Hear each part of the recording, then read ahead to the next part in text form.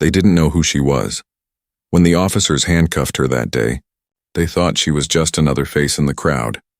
What they didn't realize was that the woman they were arresting would soon sit on the other side of the bench, wearing the robe, holding the gavel, and deciding their fate. It all began on a calm afternoon in Riverton, Colorado, a city where the mountains kissed the horizon and the air usually smelled like pine and rain. The local park was full of life. Children chased each other across the grass. An old couple shared a quiet laugh by the fountain, and a group of teens played soft music under a tree.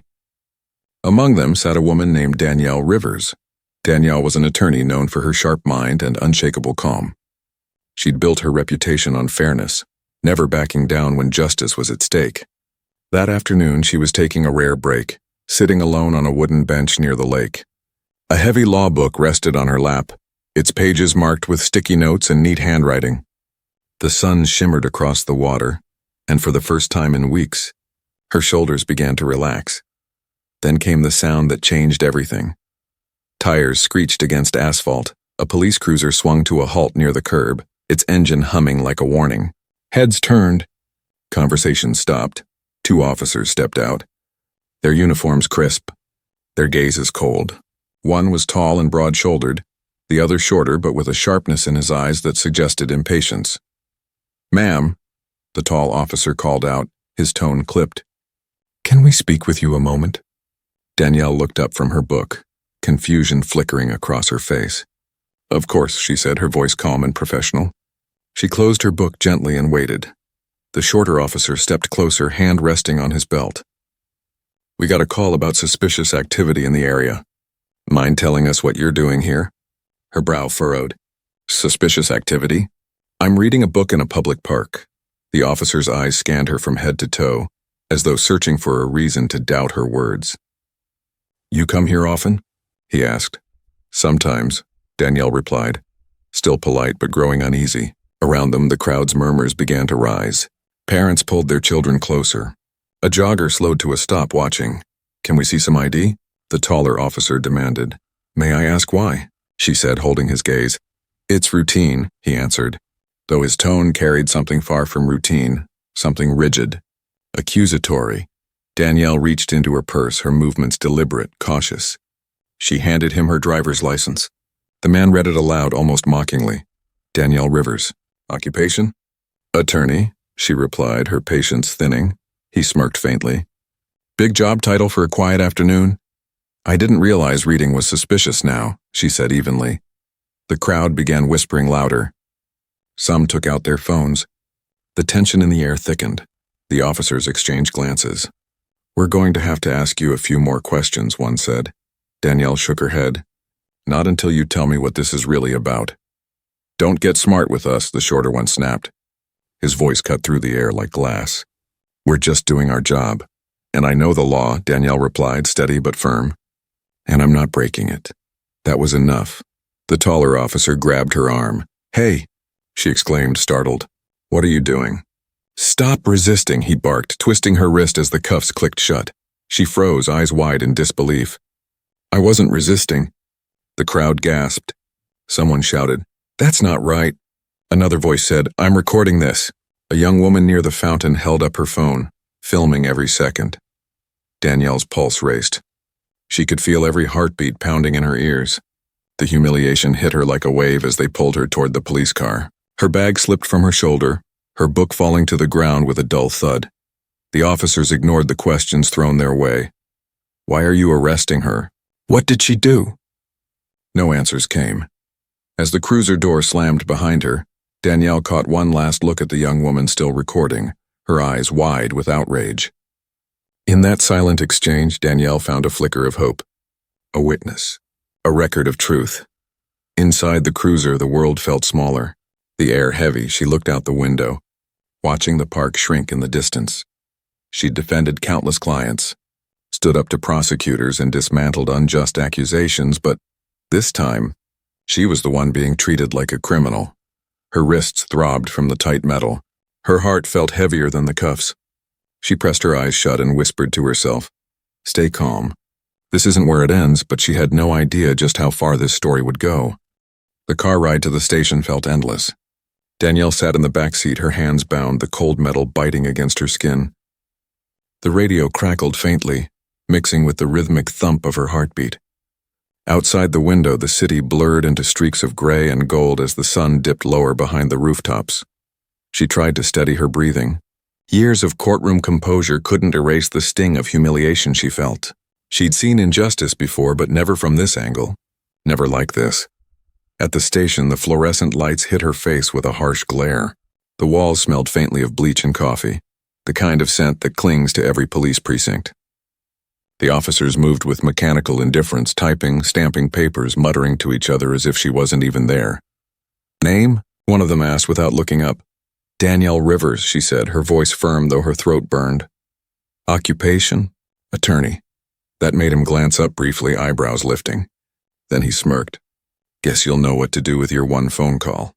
Her jaw tightened. They fingerprinted her, photographed her, and led her into a holding cell with chipping paint and a flickering light above.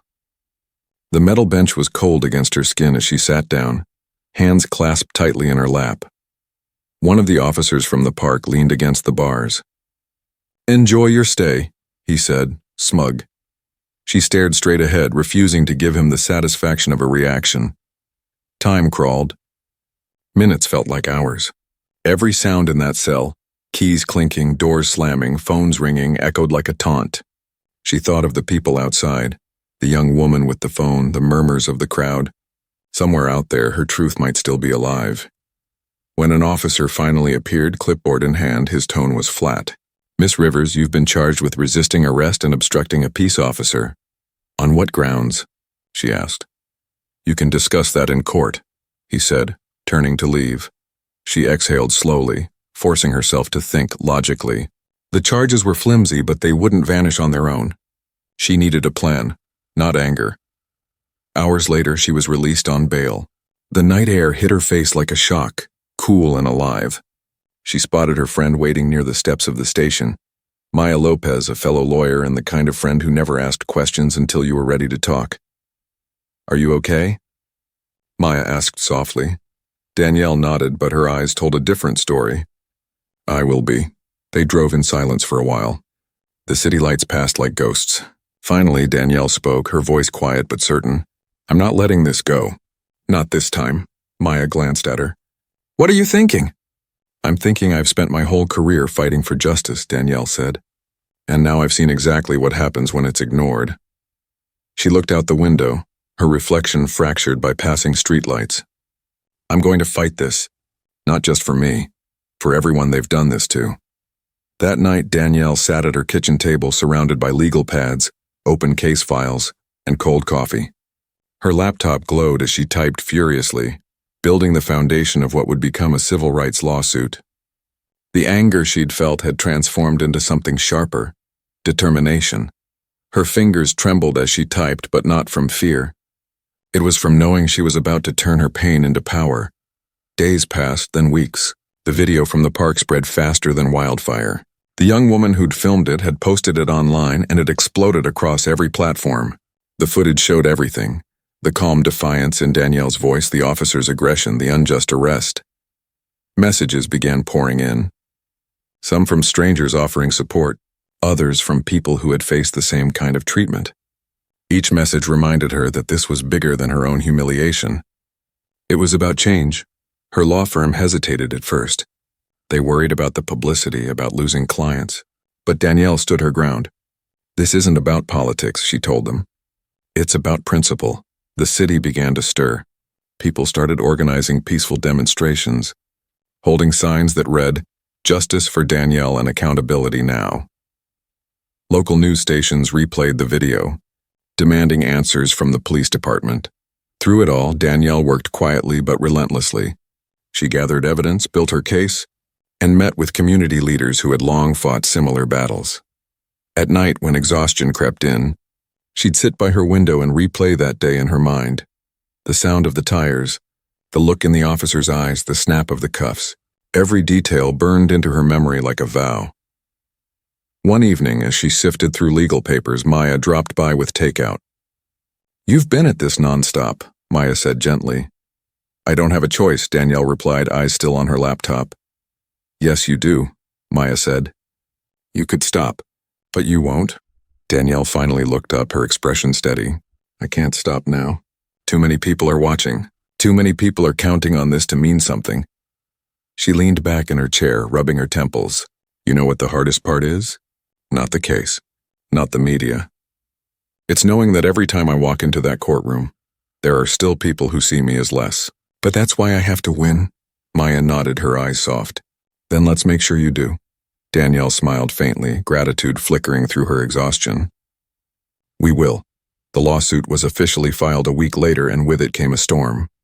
News reporters called for interviews, protesters gathered outside City Hall, and the department scrambled to defend its actions. But nothing could prepare Danielle for what came next, a twist that would turn the story of injustice into a reckoning no one saw coming. The weeks rolled on in a blur of meetings, motions, and media pressure. Danielle barely slept. Every morning she woke with the same fire that had carried her through law school, through court battles, through every moment when justice felt too heavy to lift. But this time, it was personal. Her case against the department had started to gain traction. Civil rights groups reached out offering support. Community leaders wanted her voice at rallies and town halls. Yet beneath all the noise, she stayed focused on one goal: exposing the truth and forcing accountability. Then, one afternoon, as she reviewed case files in her office, her attorney, Michael Grant, walked in. His expression was unreadable, his tone cautious. Danielle, there's something you need to know. She looked up, brow furrowed. What is it? He hesitated before setting a file on her desk. The department just filed a motion to dismiss your case. Not surprising. But that's not the part you need to worry about. Then what is? She asked, bracing herself. Michael took a breath. You've just been assigned as the presiding judge for a misconduct hearing next month. Her pen froze in her hand. Okay, and? The defendants, he said slowly, are the same two officers from your arrest. The silence stretched between them. The world outside her office seemed to fall away. She leaned back in her chair, staring at nothing. Her heart thudded once, twice before she finally spoke. You're serious? I double-checked the list, Michael said quietly. It's them, Officer Ward and Officer Miller. A rush of emotions hit her all at once. Shock, disbelief, anger, and something else she couldn't name. Fate, maybe, or irony. She let out a slow breath. I spent weeks preparing to face them in court as a plaintiff. And now I'm expected to judge them? Michael nodded. It's an internal misconduct case separate from your lawsuit. The assignment probably came through automatically. She closed her eyes for a moment, letting the reality settle. This isn't a coincidence, she said finally. This is a test. That night, sleep refused to come.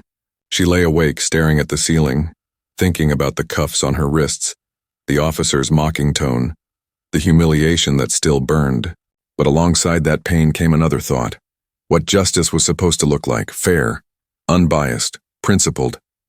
She would not let anger dictate her next move. If anything, she would let her integrity speak louder than her outrage. The day of the hearing arrived with heavy skies. Rain tapped against the courthouse windows, soft but steady. The courtroom buzzed with quiet murmurs as people took their seats. It wasn't a high-profile case, but word had spread. The irony of the situation had drawn attention from the public and the press alike.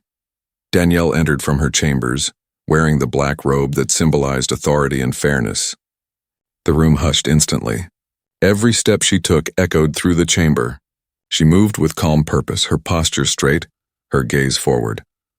She took her seat at the bench and scanned the courtroom. Then her eyes landed on them. Officers Ward and Miller sat at the defendant's table in their neatly pressed uniforms, their faces pale. Ward's jaw tightened as recognition dawned. Miller's hand twitched on the table, his eyes darting anywhere but toward her. Danielle allowed the silence to linger, the weight of the moment pressing down like gravity. Then, in a clear, steady voice, she said, "This court is now in session. Please be seated." The shuffle of movement filled the air as everyone sat. Ward whispered something to his attorney, who nodded but kept his expression neutral. Miller stared at the table, his confidence visibly cracking. Danielle opened the case file, her voice measured as she began the proceedings. She didn't flinch. She didn't smirk. She didn't let the irony show. Her professionalism was absolute. The prosecutor stood first, laying out the charges: use of excessive force during an arrest, violation of department conduct policies, failure to de-escalate. Each word carried weight. Danielle's pen moved steadily as she took notes, her eyes betraying no emotion. Then came the defense attorney's turn. His tone was smooth but nervous. "Your Honor, while we acknowledge that certain procedures were overlooked, we maintain that my clients acted within reason under stressful circumstances." Danielle listened, her expression unreadable.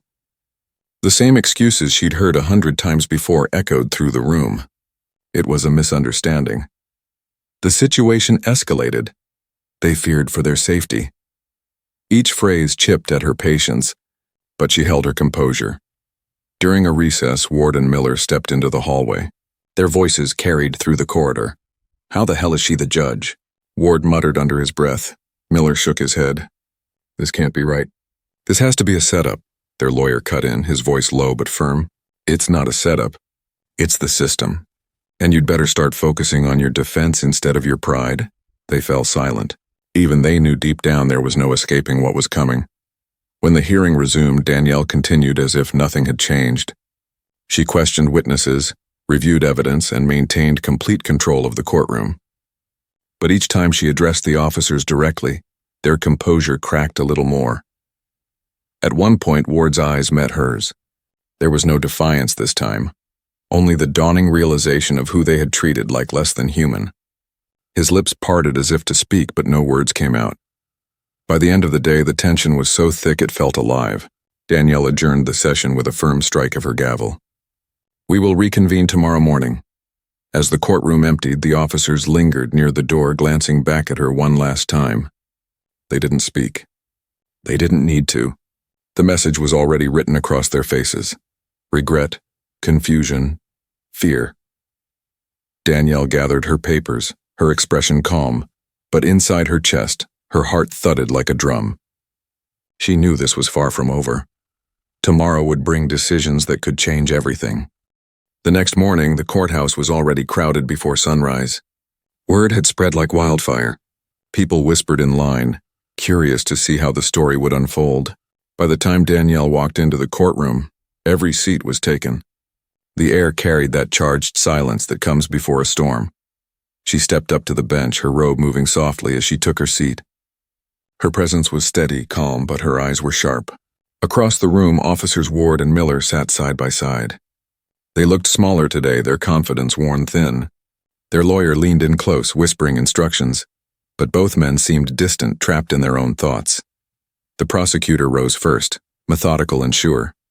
"Your Honor, we will continue by presenting testimony from the victim of the excessive force incident." The bailiff opened the side door, and a young man walked in. His name was Eli Turner, and though he tried to look composed, his hands trembled as he took the oath. He sat down, glanced briefly at Danielle, then fixed his eyes on the table before him. The prosecutor began gently. "Eli, can you tell us what happened that night?" Eli swallowed hard. "I was driving home from work. I didn't even realize I'd missed a taillight until they pulled me over. I gave them my ID right away. I did everything they said. And what happened next? They told me to step out of the car," Eli said, his voice shaking. "I asked if I'd done something wrong, and the next thing I knew I was on the ground. One of them shoved me down. My face hit the pavement. I remember shouting that I wasn't resisting, but it didn't matter. They already decided who I was." The room went silent. Even the sound of pens scratching against paper stopped. The prosecutor nodded slowly. "Did you make any physical movement toward the officers?" Eli shook his head. "No, sir. I was scared. I just froze." But they acted like fear was guilt. Danielle watched him closely, her hands folded neatly on the bench. Every word felt like a mirror, reflecting her own memory of that day in the park. The same tone, the same disregard. When the defense attorney stood for cross-examination, his voice was measured but tense. "Mr. Turner, is it possible you misunderstood the officer's instructions?" Eli looked up, eyes burning. "I understood them fine. They just didn't care." The defense attorney faltered, flipping through his papers, searching for a question that might soften the damage. None came. After Eli's testimony, the courtroom remained thick with silence. Danielle took a quiet breath before signaling for the next witness. The prosecutor called the responding sergeant who had reviewed the officer's body cam footage. His report confirmed what everyone in the room already suspected. Protocol had been broken. By the time the defense's turn came, the tension in the air felt heavy enough to touch. Ward was called first. He rose slowly, his uniform crisp but his shoulders tense. The oath sounded hollow as he repeated it. When he sat, his gaze flickered toward Danielle, then dropped instantly. "Officer Ward," the prosecutor began, "you've been accused of using unnecessary force during the arrest of Mr. Turner. Can you explain your actions that night?" Ward's jaw tightened. "I believed he was reaching for something. I had to act fast. Did you see a weapon?" "No," Ward admitted quietly. "So you tackled an unarmed man who was cooperating with you?" Ward hesitated, his voice shrinking. "It was a judgment call." The prosecutor's tone sharpened. "And do you still believe that judgment was justified?" For a moment, Ward didn't answer. His hands clenched, his throat worked to swallow words that wouldn't come. "Not anymore," he finally muttered. Miller's testimony came next. His confidence was gone before he even took the stand. When asked about his role, he shifted uncomfortably. "I followed Ward's lead," he said. "So you participated without assessing the situation yourself?" Miller hesitated, his voice cracking. "Yes, sir." The prosecutor let the silence stretch before speaking again. "And do you understand how your actions violated department conduct policies?" Miller nodded faintly. "I do now." Their words hung in the air, heavy and hollow. Danielle remained composed, but inside a storm brewed quietly. Every sentence from their mouths echoed her own experience, the power they had, the carelessness with which they wielded it, the way they justified harm by calling it procedure. When closing arguments began, the prosecutor's voice carried steady conviction. "These officers didn't make a mistake," he said. "They made a choice to ignore training, a choice to use force where none was needed, a choice that betrays the very trust the community places in them." The defense attorney stood next, his tone subdued. "Your Honor," he began, "while my clients acknowledge that their judgment was flawed, we ask the court to consider their years of service and their willingness to learn from this experience." Danielle listened without interrupting. Her face gave nothing away, but her thoughts were clear and cutting. This wasn't just about two officers. It was about a system that allowed people to hide behind badges instead of facing the truth. When both sides rested, she adjourned the session for deliberation. "This court will deliver its ruling next week," she said calmly. As the gavel struck, the sound reverberated through the room like a heartbeat. Ward and Miller stood slowly, pale and shaken. For the first time, they seemed to understand that justice wasn't a word. It was a reckoning. Danielle remained seated as the courtroom emptied, her gaze fixed on the space they had left behind. She felt no triumph, no satisfaction, only the weight of responsibility pressing deep in her chest, because what came next wasn't about punishment. It was about principle, and she knew that when she returned to this courtroom, the decision she made would echo far beyond these walls. A week later, the courthouse stood beneath a gray morning sky. Clouds hung low, thick with the promise of rain as people began filing into the courtroom once again. This time, it wasn't just lawyers and officials. Journalists filled the back rows, their notebooks open. Members of the community sat shoulder to shoulder, waiting in silence. They all knew what was coming. When Danielle stepped into the room, the murmurs faded instantly. Every eye followed her as she took her seat at the bench. She could feel the weight of the moment pressing on her shoulders. In front of her sat the two men who had once treated her like a suspect. Now they waited for her judgment. She adjusted her papers, then looked up, her voice steady and clear.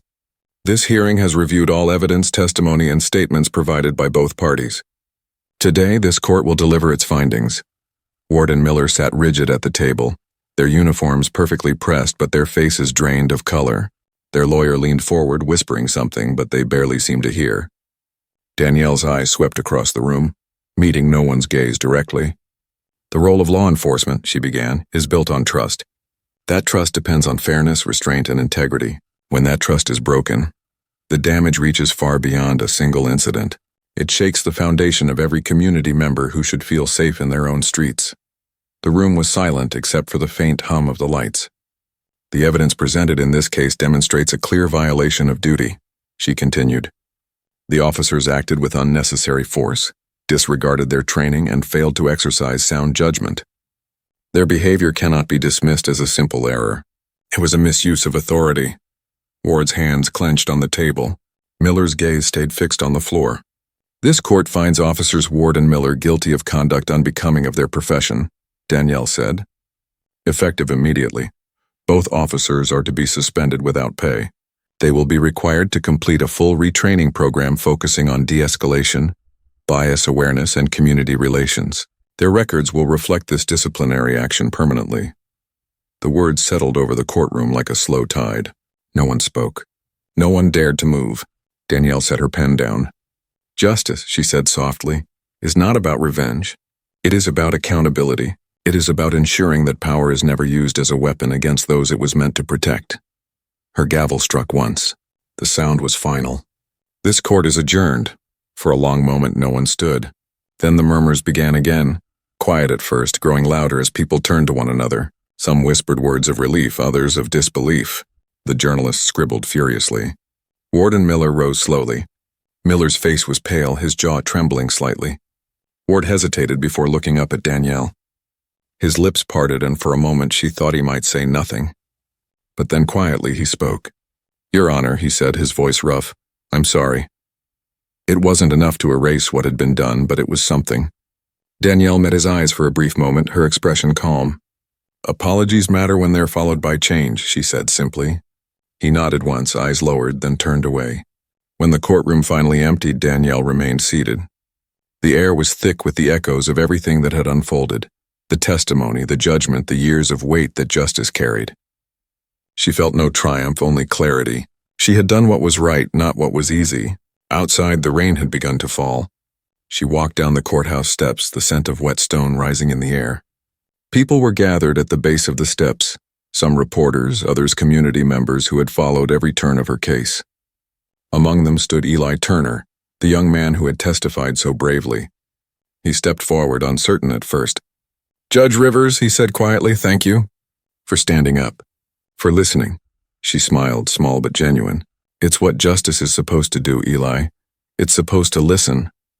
He nodded and stepped back, and she continued down the steps, the rain streaking across her robe. Later that evening, she sat at a community forum held in a modest recreation hall. The room was full, teachers, parents, students, activists, all eager to speak. They shared stories of encounters that mirrored her own, moments where fairness had failed, where trust had cracked. Danielle listened to each voice, her heart heavy but hopeful. When it was her turn to speak, she stood at the front of the room, the soft murmur fading into silence. Change doesn't begin in courtrooms, she said. It begins right here, in rooms like this, in conversations that are uncomfortable but necessary. It begins when we refuse to stay quiet. Her words carried through the crowd, met with nods, a few tears, and the quiet, powerful energy of shared purpose. In the weeks that followed, the case became a symbol across Riverton. The department initiated new training programs. Community leaders began collaborating with law enforcement on reform policies. Slowly, the city began to shift. One afternoon, as Danielle left the courthouse, she paused on the steps again. A group of young people stood across the plaza holding signs that read, Justice builds trust and power with purpose. Their voices were calm but strong, chanting for accountability and equality.